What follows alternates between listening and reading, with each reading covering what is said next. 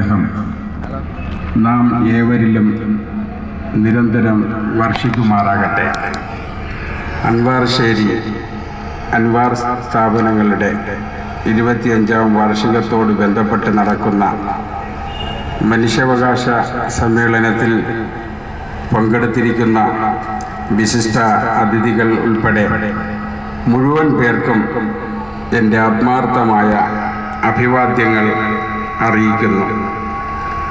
ഇന്ത്യയുടെ സമീപകാല ചരിത്രത്തിൽ അൻവാർശ്ശേരിയോളം മനുഷ്യാവകാശ ലംഘനങ്ങൾക്കും ഭരണകൂട ഭീകരതയ്ക്കും സാക്ഷ്യം വഹിച്ച മറ്റൊരു സ്ഥാപനവും ഉണ്ടാകില്ല.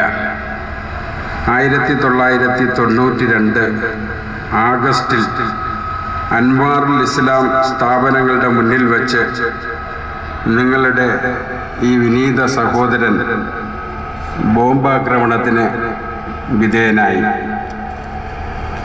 വലതുകാൽ മുറിച്ചു മാറ്റപ്പെട്ടതും അതേ വർഷം ഡിസംബറിൽ ബാബരി മസ്ജിദ് തകർക്കപ്പെട്ടതിൻ്റെ തൊട്ടുപുറകെ അൻവാർ സ്ഥാപനങ്ങൾ പോലീസ് അടച്ചുപൂട്ടുകയും സ്ഥാപനത്തിലെ അന്തേവാസികളായ അനാഥ കുഞ്ഞുങ്ങൾ ഉൾപ്പെടെയുള്ള വിദ്യാർത്ഥികളെ തല്ലിച്ചതച്ച് കള്ളക്കേസിൽ കുടുക്കി ജയിലിലടച്ചതും 2010 ആഗസ്റ്റിൽ കള്ളക്കേസിൽ കുടുക്കി ബാംഗ്ലൂർ പോലീസ് എന്നെ അറസ്റ്റ് ചെയ്തുവരെയുള്ള അസംഖ്യം മനുഷ്യാവകാശ ലംഘനങ്ങൾ, ഭരണകൂട ഭീകരത, ഫാസിസ്റ്റ് താണ്ഡവങ്ങൾ എല്ലാത്തിനും സാക്ഷ്യം വഹിക്കേണ്ടി വന്ന സ്ഥാപനമാണ് അൻവാർശ്ശേരി എന്നതുകൊണ്ട് തന്നെ ഇന്നിവിടെ ഈ അൻവാർ അങ്കണത്തിൽ നടക്കുന്ന മനുഷ്യാവകാശ സമ്മേളനത്തിന് വമ്പിച്ച പ്രസക്തിയുണ്ട്.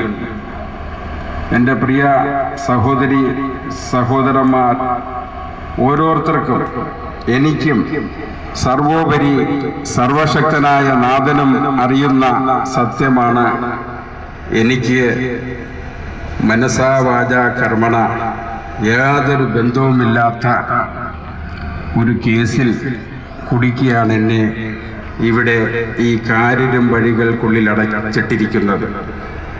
ഒരു പതിറ്റാണ്ടോളം നീണ്ട എൻ്റെ അകാരണമായ ജയിൽവാസത്തിന് ശേഷം വീണ്ടും ഒരു ജയിൽവാസം ഞാനോ നിങ്ങളോ പ്രതീക്ഷിച്ചിരുന്നതല്ല. പക്ഷേ ഫാസിസ്റ്റ് ശക്തികൾക്കും അവരുടെ ഏജന്റുമാരായ ഉദ്യോഗസ്ഥ മേധാവികൾക്കും ഒരു പതിറ്റാണ്ട് ജയിലിലടച്ച് എന്നെ കൊല്ലാക്കൊല ചെയ്തതുകൊണ്ട് മാത്രം തൃപ്തിയായിട്ടില്ലായിരുന്നു. അതുകൊണ്ട് തന്നെ അവർ പുതിയ കഥകൾ മെനഞ്ഞ് പുതിയ സാക്ഷികളെയും മൊഴികളെയും സൃഷ്ടിച്ച് വിശുദ്ധ റംസാൻ മാസത്തിൽ നോമ്പനുഷ്ഠിക്കുകയായിരുന്ന എന്നെ വീണ്ടും അറസ്റ്റ് ചെയ്തത്. കള്ളക്കേസിൽ കുടുക്കി ജയിലിലടയ്ക്കപ്പെട്ട ഞാൻ ജാമ്യത്തിന് വേണ്ടി നടത്തിയ മുഴുവൻ ശ്രമങ്ങളും പരാജയപ്പെടുകയാണ് ഉണ്ടായത്. ജസ്റ്റിസ് ഫോർ മദനി ഫോറത്തിൻ്റെ മേൽനോട്ടത്തിൽ ഏറ്റവും പ്രഗത്ഭരായ വക്കീലന്മാരെ അണിനിരത്തി നിയമപോരാട്ടം നടത്തിയെങ്കിലും കോടതികൾ പോലും മുൻവിധിയോടുള്ള സമീപനമാണ് എൻ്റെ കാര്യത്തിൽ സ്വീകരിച്ചത്. ഏകദേശം 1 വർഷത്തോളം സുപ്രീം കോടതിയിൽ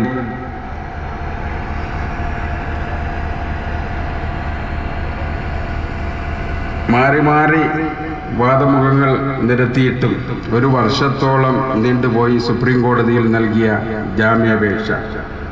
സുപ്രീം കോടതിയുടെ പരിഗണനയ്ക്ക് അവസാനം ജനുവരി ആദ്യവാരത്തിൽ വന്നപ്പോൾ ബഹുമാന്യ ജഡ്ജിമാർ പറഞ്ഞത് ജാമ്യത്തെക്കുറിച്ച് പറയുകയേ വേണ്ട എന്നാണ്. വിചാരണ കോടതിയിൽ നൽകിയ വിടുതൽ ഹർജിയിൽ സുപ്രീം കോടതിയിലെ പ്രമുഖ അഭിഭാഷകരെ വരെ ഹാജരാക്കി 3 ദിവസങ്ങളിലായി ഏകദേശം 10.5 മണിക്കൂർ നീണ്ട വാദം നടക്കുകയും എന്നെ ഈ കേസിൽ പെടുത്തുന്നതിനോ എൻ്റെ മേൽ നിയമവിരുദ്ധ പ്രവർത്തന നിരോധന നിയമം UAP ആക്ട് ചുമത്തുന്നതിനോ തെളിവിൻ്റെ ഒരു അംശം പോലുമില്ല എന്ന് ശക്തമായ വാദമുഖങ്ങൾ നിരത്തുകയും ചെയ്തുവെങ്കിലും 10.5 മണിക്കൂർ വാദത്തിന് പകരം 15 മിനിറ്റ് പ്രോസിക്യൂഷൻ നടത്തിയ വാദം സ്വീകരിച്ചുകൊണ്ട് എൻ്റെ വിടുതൽ ഹർജി തള്ളുകയാണ് വിചാരണ കോടതി ചെയ്തത്. ചുരുക്കത്തിൽ ഭരണകൂടങ്ങളുടെയും ഫാസിസ്റ്റ് ഏജന്റന്മാരായ ഉദ്യോഗസ്ഥ മേധാവികളുടെയും മനഃപൂർവമായ പീഡനങ്ങളും അതിനോട് നീതിപീഠങ്ങൾ അനുവർത്തിച്ചു വരുന്ന നിസ്സംഗതയുമൊക്കെ കാരണം ഞാനിവിടെ ഈ കാരാഗ്രഹങ്ങളിൽ നിരവധി രോഗങ്ങളും അസ്വസ്ഥതകളുമായി കഴിഞ്ഞുകൊണ്ടിരിക്കുന്നു. ഏറ്റവും അവസാനം ഡയബറ്റിക് റെറ്റിനോപ്പതി ബാധിച്ച് യഥാസമയം ചികിത്സ ലഭിക്കാത്തത് കാരണം കണ്ണിൻ്റെ കാഴ്ചശക്തിയും നഷ്ടപ്പെട്ടുകൊണ്ടിരിക്കുകയാണ്. അൻവാർ ശേരിയുടെ വാർഷിക സമ്മേളനത്തിൽ പങ്കെടുക്കുന്ന എൻ്റെ പ്രിയ സഹോദരങ്ങളുടെ മുന്നിൽ ഒരു സന്ദേശം എത്തിക്കണമെന്നത് എൻ്റെ ഉത്കടമായ ആഗ്രഹമായിരുന്നു എന്നുള്ളത് കൊണ്ട് മാത്രമാണ്. കാഴ്ച കുറവുള്ളത് കൊണ്ട് അക്ഷരങ്ങൾ പൂർണ്ണമായും വ്യക്തമാകാതിരുന്നിട്ടും ഇങ്ങനെ ഒരു സന്ദേശം ഞാൻ കുത്തിക്കുറിക്കുന്നത്. കാഴ്ച നഷ്ടപ്പെട്ടാൽ ഉൾപ്പെടെ നിരവധി രോഗങ്ങളും ശാരീരിക പ്രയാസങ്ങളുമൊക്കെയായി ഒരുപാട് പ്രശ്നങ്ങൾ ഞാൻ അഭിമുഖീകരിക്കുന്നു. എങ്കിലും എൻ്റെ പ്രിയ സഹോദരന്മാരോട് ഞാൻ ആവർത്തിച്ച് പ്രഖ്യാപിക്കുന്നു, എൻ്റെ ശരീരത്തെ തളർത്താൻ മാത്രമേ ഭരണകൂട ഭീകരതയ്ക്ക് കഴിയുകയുള്ളൂ. വാരിയല്ലുകൊണ്ട് ആവരണം ചെയ്യപ്പെട്ടിരിക്കുന്ന എൻ്റെ ഹൃദയാന്തരങ്ങളിലെ വിശ്വാസത്തിന്റെ ചൈതന്യം കെടുത്തുവാൻ എൻ്റെ ആശയ പ്രതിബദ്ധതയിൽ നിന്നോ മർദ്ദിത ജനതയോടുള്ള എൻ്റെ മാനസിക ഐക്യത്തിൽ നിന്നോ എന്നെ പിന്തിരിപ്പിക്കുവാനോ എന്നെ ഭീരുവാക്കുവാനോ ലോകത്തൊരു ശക്തിയെ കൊണ്ടും കഴിയില്ല. ഇൻഷാ അല്ലാഹ്. എനിക്ക് പൂർണ്ണ ബോധ്യമുണ്ട് ഞാൻ ഈ കേസിൽ പൂർണ്ണ നിരപരാധിയാണ് എന്ന്. അവകാശങ്ങൾ നിഷേധിക്കപ്പെടുകയും അടിച്ചമർത്തപ്പെടുകയും ചെയ്യുന്ന മർദ്ദിതർക്ക് വേണ്ടി ഞാൻ ഉറക്കെ ശബ്ദിച്ചു. ഭരണകൂട ഉദ്യോഗസ്ഥ ഭീകരതയെ ഞാൻ തുറന്നുകാട്ടി. ഇതൊന്നും ഒരു തെറ്റായി പോയി എന്ന് ഞാൻ ഒരിക്കലും കരുതുന്നില്ല. എന്റെ പൊതുപ്രവർത്തനത്തിന്റെ ആരംഭവും ബാബരി മസ്ജിദ് തകർച്ചയോട് ബന്ധപ്പെട്ട സമയമായിരുന്നു. 1992 കാലഘട്ടങ്ങളിലെ എന്റെ പ്രസംഗങ്ങളിൽ ആരുടെയെങ്കിലും വികാരങ്ങളെ വ്രണതമാക്കിയിട്ടുണ്ട് എങ്കിൽ അതിൽ കേരളീയ സമൂഹത്തോട് ഖേദപ്രകടനം നടത്താനുള്ള ആർജവം ഞാൻ കാണിച്ചു.